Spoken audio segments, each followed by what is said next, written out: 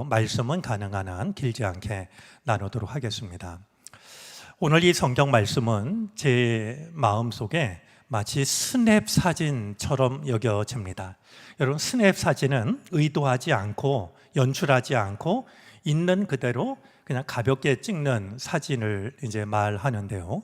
오늘 이 본문이야말로 본문의 분량으로도 그렇고 내용으로도 그렇고 일종의 스냅 사진처럼 여겨지는 그런 말씀입니다.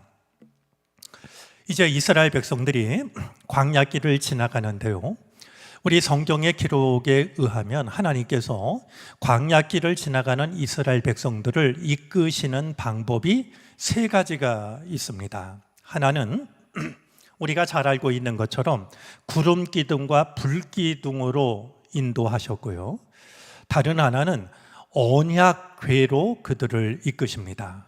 그리고 또 하나가 천사를 통해서, 즉 주님의 사자를 통해서 백성들을 이끄시는데, 오늘 우리가 읽은 성경 말씀은 바로 두 번째에 해당이 되는 언약궤가 앞서가면서 백성을 이끌고 있는 내용입니다.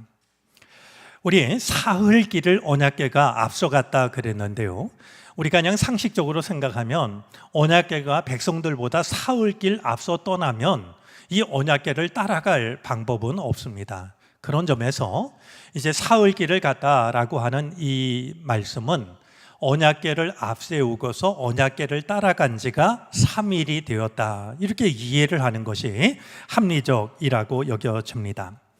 여호수아 3장 말씀에 보면 이제 그 요단강을 건너서 가나안 땅으로 들어갈 때 여호수아가 이 백성들에게 이르는 말 중에 너희가 가보지 않은 길을 가기 때문에 명심해야 될 것이 있다라고 하면서 그 중에 하나로 언약궤를 따라가라라고 말씀합니다. 그런데 이 언약궤를 따라가는데 2000 규빗의 거리를 두고 따라가라고 합니다. 그러니까 하나님의 임재, 하나님의 말씀을 상징하는 언약궤와 너무 가까이 가도 안 되고 그렇다고 멀리 떨어져도 안 된다.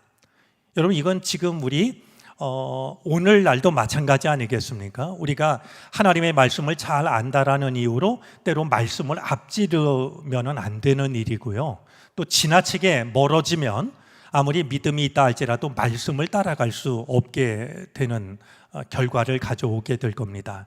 그런 점에서 여러분들 이 2000 규빗, 우리한테 생소한 단위여서 이게 도대체 얼마나 될까 생각하실지 모르겠는데요, 지금 단위로 환산을 하면 약 914m 정도, 그냥 편하게 생각하면 한 1000m 정도, 1km 정도 메타를 떨어져서 이제 이 제사장들이 언약궤를 메고 가면 백성들이 그만한 거리를 두고 이 언약궤를 따라가라고 명하신 일이 있습니다. 그렇게 생각하면 이 언약궤가 3일 길을 행했다라고 하는 것은 언약궤가 백성들 앞에 3일 전에 떠났다, 그런 의미보다는 언약궤를 앞세우고 백성들은 한 1000여 메타 뒤에서 이 언약궤를 따라 광야로 들어간 지, 시내산을 떠나서 다시 광야길을 걷기 시작한 지 사흘, 3일이 되었을 때의 일을 기록하고 있는 것입니다. 자, 그런데 그들이 이 3일 길을 걸어서요, 쉴 만한 곳을 찾게 됩니다. 여러분, 여기서 이 쉴 만한 곳을 찾았다라고 할 때 이 말씀은 오늘 본문 바로 앞에 나오는 29절부터 32절 말씀을 살펴볼 필요가 있습니다. 이 모세가 장인 호밥에게 우리의 눈이 되어 달라라고 부탁을 합니다. 그러니까 장인 어른처럼 이 광야를 속속들이 알고 있는 사람이 없으니까 구름 기둥과 불 기둥이 우리를 인도하지만 우리가 어디에 머물러야 될지를 이제 장인께서 우리와 함께 가면서 우리 길을 안내해 달라라고 부탁하는 장면이 나옵니다. 그냥 요즘 말로 하면 처음 이렇게 오지 여행을 하게 되니까 그곳 사정을 잘 아는 누군가에게 가이드를 부탁을 하는 겁니다. 자, 그런데 이 호밥이 이제 나중에 말씀드리겠습니다만 장인의 이름이 몇 가지가 이제 나오는데요. 하여튼 오늘 본문에는 이 모세의 장인 이름이 호밥으로 나옵니다. 호밥이 나는 친족에게로 가야 되겠다라고 모세의 제안을 받아들이지 않았습니다. 그래서 그들이 언약궤를 따라갔는데요. 언약궤를 사흘 따라가서 그들은 쉴 만한 곳을 만나게 된 겁니다. 잠깐 생각을 해보면은요, 우리가 인생의 길을 걸어가는 것도 한치 앞을 내다볼 수 없는 광야길을 걸어가는 이스라엘 백성들과 크게 다를 게 없습니다. 이런 우리들에게 경험이 많고 능력이 많은 누군가가 있어서 그를 의지하고 살아가는 것은 많은 도움이 됩니다. 그러나 그것이 전부가 되어서는 안 됩니다. 오히려 오늘 언약궤를 사흘간 따라가서 그들이 쉴 곳을 찾았다라는 말씀을 생각하면 우리의 앞길을 인도하는 것은 내가 믿고 의지할 어떤 사람이 아니라 하나님의 임재, 하나님의 말씀, 바로 하나님의 그 언약궤를 따라가는 곳이 쉴 만한 곳을 찾을 수 있는 길이라고 하는 것을 생각하게 합니다. 자, 이제 그곳에서 오늘 35절과 36절은 흔히 언약궤의 노래라고 불리우는 말씀입니다. 민수기 10장 35절 36절은 언약궤의 노래라는 그런 이름으로 불리는 말씀입니다. 그러나 그 내용을 보면 모세의 기도로 되어져 있는데요. 이 언약궤의 노래 모세의 기도는 단 2줄입니다. 자, 보통 이제 하나님을 찬미하거나 이럴 때 보면 내용이 제법 많은데요. 이 모세가 이 언약궤를 따라서 3일길을 광야로 들어간 뒤에 쉴 만한 곳을 얻어서 그곳에서 이제 그 하나님께 기도를 드리는 것은 딱 2줄입니다. 그런 점에서 이제 오히려 중요한 의미를 담고 있다라고 여겨지는데요. 여기 오늘 본문에 기록된 이 모세의 기도는, 언약궤의 노래는 그냥 모세가 한 번 기도한 것으로 이렇게 생각하지 않고요. 예배를 드릴 때마다 아마 예배에 참석한 이 이스라엘 백성들이 이 노래를 부르지 않았을까, 이런 생각을 하게 하는 말씀입니다. 자, 모세가 뭐라고 기도를 하냐 하면은요, 제가 35절, 36절을 세번역 성경으로 읽어드리겠습니다. 주님, 일어나십시오. 주님의 원수들을 흩으십시오. 주님을 미워하는 자들을 주님 앞에서 쫓으십시오. 자, 이 노래는 언제 부른 노래냐 하면, 언제 드린 기도냐 하면 언약궤를 메고 움직이기 시작할 때 하나님께 드리는 기도입니다. 자, 언약궤를 이제 모시고 있다가 길을 나서게 될 때 말이죠. 이 길을 나서기 전에 백성들이 이 노래를 부르는 것이겠죠. 뭐라고 부르냐면, 주님 일어나십시오. 주님의 원수들을 흩으십시오. 주님을 미워하는 자들을 주님 앞에서 쫓으십시오.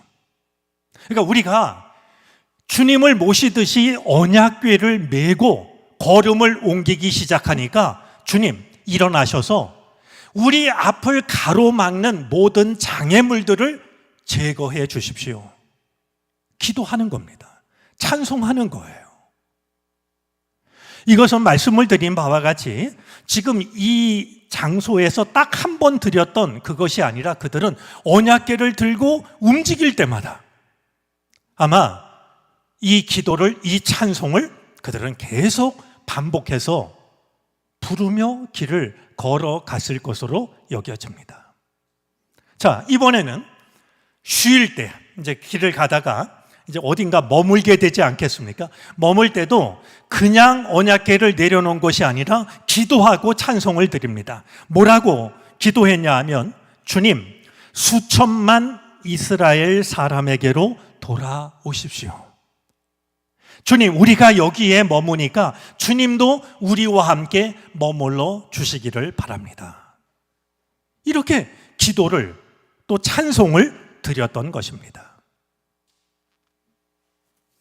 저는 오늘 이 언약궤의 노래, 모세의 기도가 우리의 삶 속에서도 지켜질 수 있었으면 좋겠다 생각을 하게 됩니다. 제가 오늘 속회를 했는데 우리 속회하신 분이 앞에 계셔서 제가 오늘 식사를 하다가 권사님의 놀라운 고백을 들었습니다. 권사님은 이렇게 잠을 자고요, 새벽에 깰 때마다 이렇게 기도한다고 그래요. 이렇게 생각한다고 그래요. 하나님께서 오늘 나를 통해서 어떤 일을 하실까? 하나님께서 어떤 일을 하실지를 기대하는 마음으로 눈을 뜬다는 거예요. 여러분, 이게 쉬운 일 같지만은요, 오늘 이 모세의 기도, 이 언약궤의 노래가 우리 몸과 마음에 배워야 하는 것은요, 그들은 주님을 모시고 길을 떠날 때 그냥 떠나지 않았고요, 걸음을 멈출 때 그냥 멈춘 게 아니라 기도하며 걸음을 뗐고 그 자리에 멈출 때에도 기도하고 걸음을 멈췄던 거예요. 이게 우리의 삶 속에서요, 여러분, 우리가 아침에 눈을 뜰 때, 하루를 시작할 때 주님 일어나십시오, 우리가 눈을 떠서 주님을 깨우는, 그게 아니라 주님, 오늘 내가 어디에서 무슨 일을 하든지 주님과 함께하는 삶을 살게 해 주십시오. 주님 일어나십시오 라고 하면서 앞을 가로막는 원수들을 주님께서 다 쫓아달라라고 기도를 드렸던 모세의 기도처럼 말이죠. 하나님, 제게 오늘 새로운 날을 주셔서 정말 감사합니다. 제가 어디로 가든지 주님이 저와 함께 하시고 제 믿음을 방해하는 것이 있다면 주님 그것을 물리쳐 주시기를 바랍니다. 여러분, 이렇게 기도하면 한 몇 분이 걸릴까요? 시간이 한 10분 걸릴까요? 5분 걸릴까요? 여러분, 제 생각에는요, 한 20초면 될 겁니다. 근데 우리가 이걸 못하는 거예요. 우리가 잠자리에 들 때에도 하나님, 제가 하루 생활 마치고 잠자리에 듭니다. 이곳에 주님이 함께 하십시오. 우리 가정에 주님이 함께 하시기를 원합니다. 한 3분 걸릴까요? 역시 20초 안 걸릴 겁니다. 그런데요, 이스라엘 백성들이요, 애굽에서 떠나가지고 헬리콥터를 타고 아니면 특별 비행기를 타고 가나안 땅에 들어갔던 게 아니고요, 이 걸음걸음이 모아져서 그들은 가나안 땅에 들어간 거예요. 언약궤 하나님을 모시고 그 길을 가는데 하나님께서 인도해 주시기를 바라는 마음으로 한 1000여 미터 떨어져서 그걸 따라가는데 언약궤를 움직일 때에도 주님 일어나십시오. 이제 우리가 길을 걷기 시작하니까 우리와 동행하시고 우리의 앞을 가로막는 것을 주님께서 이겨낼 수 있도록 도와주십시오. 언약궤를 내려놓을 때도 주님 돌아와 주십시오 그랬는데 우리가 여기에 머물러 있으니 우리가 머무는 곳에 주님도 함께 계시기를 바랍니다. 이렇게 따박따박 걸어간 걸음의 최종 종착점이 젖과 꿀이 흐르는 약속의 땅이었다는 사실을 우리는 기억해야 됩니다. 우리가 하루하루를 살아가면서 이 모세의 기도처럼 살아가게 될 때 우리의 마지막 종착점도 하나님 나라가 되지 않겠습니까? 오늘 이 언약궤의 노래 모세의 기도를 우리가 마음속에 두고 하루를 시작할 때도 기도로 시작하고 하루를 마칠 때도 기도로 마치고 어떤 일을 시작할 때도 기도로 시작하고 어떤 일을 마칠 때도 기도로 마치는, 이것이 우리 몸과 마음에 배어서 그 걸음걸음들이 모여서 그 마지막 우리가 닿는 그 최종 종착점이 하나님의 품, 하나님의 나라, 하나님의 뜻이 되어질 수 있기를 바랍니다. 기도하겠습니다.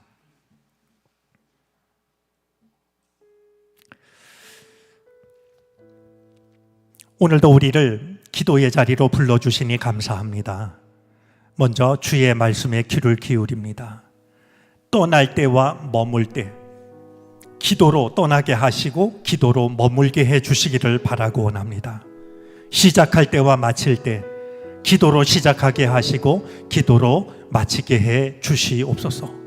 그 걸음들이 모여 마침내 주의 뜻에 이르게 하여 주시고 주의 사랑에 이르게 해 주시기를 바라고 원합니다.